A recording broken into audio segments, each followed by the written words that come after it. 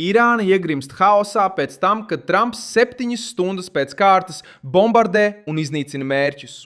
Jaunā Savienoto Valstu ofensīva turpinājās cauri 2026. gada 15. jūlija naktī un skāra desmitiem Irānas militāro objektu valsts dienvidos un dienvidaustrumos.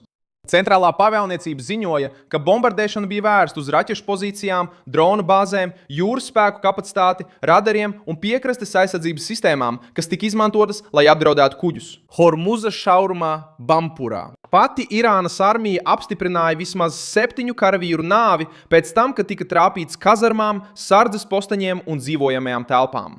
Pēc dažām stundām nākamā kārta sākās 6 no rīta pēc ASV austrumu laika. Ziņojumi arī norādīja uz sprādzieniem Šīrāzā, pilsētā ar aptuveni 1,800,000 iedzīvotāju, kurā atrodas gaisa spēku bāzes un aizsardzības rūpniecības uzņēmumi. Trumps sapulcināja savu drošības komandas situāciju telpā un sāka apspriest vēl lielāku ofensīvu, lai salaustu pretestību. Operācija parāda, ka Vašingtona neplāno tikai atbildēt uz Irānas uzbrukumiem, bet arī atņemt režīmam instrumentus, kas tiek izmantoti, lai izaicinātu Savienotās valstis un apdraudētu starptautisko kuģošanu. Ko Trumps tagad plāno iznīcināt? Kāpēc Teherāna joprojām atsakās atkāpties? 7 stundu ilgie notikumi iezīmēja jaunāko posmu kampaņā, kas jau bija turpinājusies 4 dienas pēc kārtas. Saskaņā ar centrālās pavēlniecības datiem mērķi tika izvēlēti, lai samazinātu Irānas spējas noliktavu, sakaru tīklu, piekrastes novērošanas, palaišanas pozīciju jomā, un uzmanības centrā nonāca arī nelieli militārie kuģi. Jaunā ofensīva saglabāja šo spiedienu un parādīja, ka Vašingtona ir apņēmusies vājināt vairākus Irānas aizsardzības slāņus. Vienlaikus Bampura parādīja tiešo ietekmi uz režīma karaspēku. Irānas armija ziņoja, ka 7 karavīri gājuši bojā un citi guvuši ievainojumus pēc uzbrukuma bāzē dienvidaustrumos. Irānas prese ziņoja, ka šāviņi trāpīja izmitināšanas zonām, drošības posteņiem un iekārtām, kuras izmantoja karavīri. Uzbrukums sasniedza telpu, kurā militāristi bija sapulcējušies naktī un atklāja to vienību ievainojamību, kuras uzskatīja sevi par aizsargātām valsts iekšienē. Labi. Paldies! Paldies.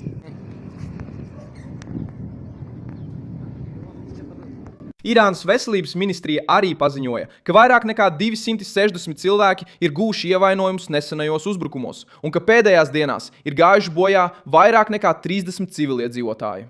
Šo skaidrus ir sniedzis Teherāna, un tie vēl ir jāapstiprina neatkarīgi. Šīrāza parādījās ziņojumos par jauno vilni. Pilsētā atrodas gaisa spēku bāzes, rūpnieciskās struktūras un ar aizsardzību saistīti uzņēmumi. Iedzīvotāji un saistītie uzraudzības kanāli ziņoja par sprādzieniem un iespējamu gaisa aktivitāti.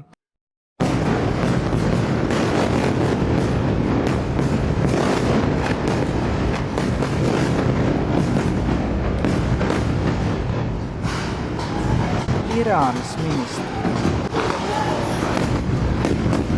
Pilsēta jau iepriekš bija cietusi militārus bojājumus iepriekšējos uzbrukumos, un tās parādīšanās jaunajos ziņojumos norāda, ka arī aizsardzības centri ārpus piekrastes joslas var tikt iekļauti Trumpa plānotajā paplašināšanā.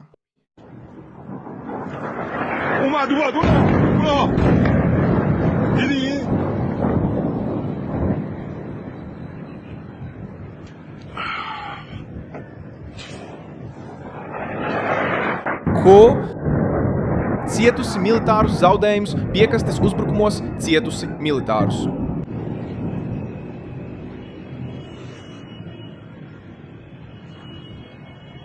Trumps 14. jūlijā sapulcināja viceprezidentu J.D. Vensu, Marko Rubio, Pītu Hagsefu, štāba priekšnieku Danu Keinu, CEP direktoru Džonu Ratcliffu un sūtni Stīvu Vitkofu.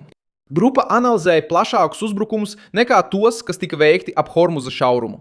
Apspriestais mērķis bija radīt pietiekamu kaitējumu, lai piespiestu režīmu atvērt jūras ceļu un pieņemt amerikāņu prasības attiecībā uz kodolprogrammu. Grupa analizēja. Francija nav atklājusi visus detaļas, bet Trumps apstiprināja, ka kampaņa varētu paplašināties un ka nākamnedēļ varētu tikt skartas elektrostacijas un tilti, ja Irāna turpinās noraidīt vienošanos. Spiediens ir tieši saistīts ar Hormuza šaurumu. Irāna atkal paziņoja par pārejas slēgšanu un tika apsūdzēta no Savienoto Valstu puses par 7 komerckuģu uzbrukšanu vienas nedēļas laikā. Pēc admirāļa Breda Kūpera teiktā, šajos uzbrukumos gandrīz ducis apkalpes locekļi tika nogalināti, pazuduši vai ievainoti. Vašingtona apgalvo, ka tajā pašā laika posmā koordinēja aptuveni 300 kuģu pāreju caur šaurumu.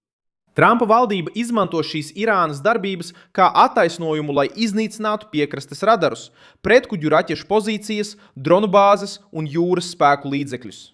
Nodoms ir atņemt režīmam spēju apdraudēt tirdzniecību un neļaut Teherānai izturēties pret startautisku ceļu kā pret savu ekskluzīvo īpašumu.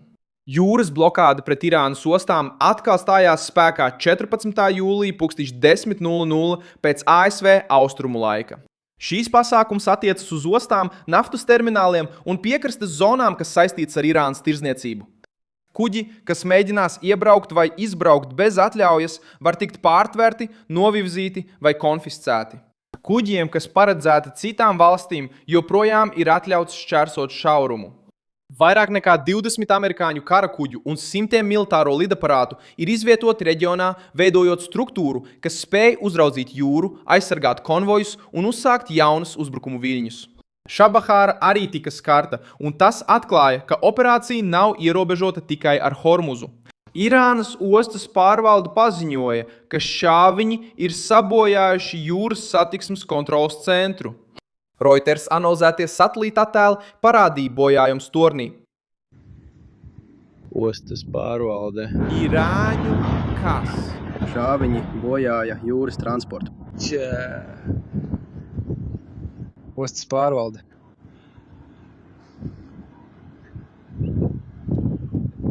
Šāviņi sabojāja jūras satiksmes kontroles centru.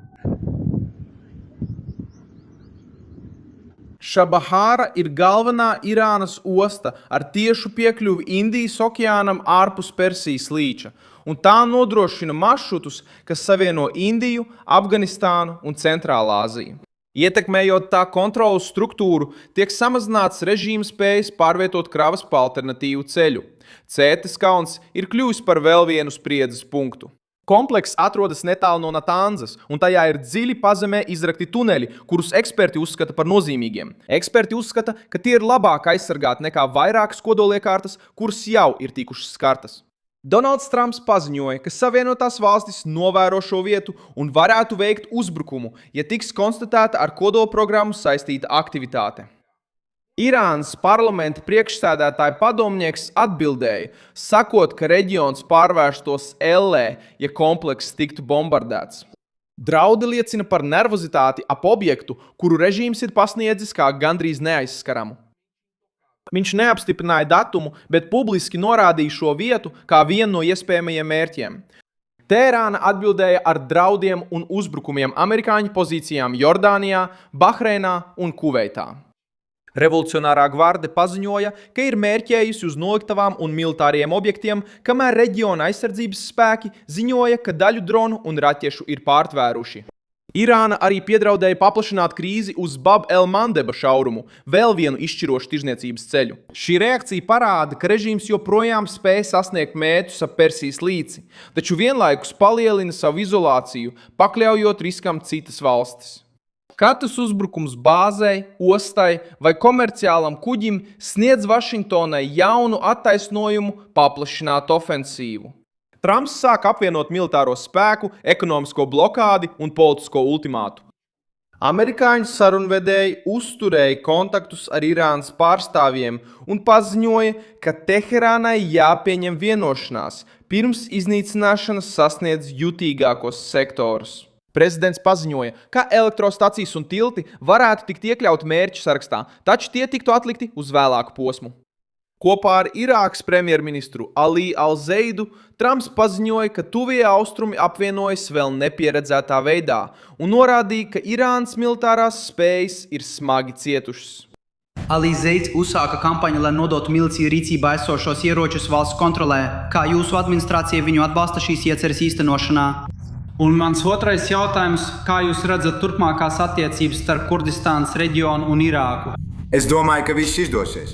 Es domāju, ka tuvie austrumi, ticiet vai ne, apvienojas.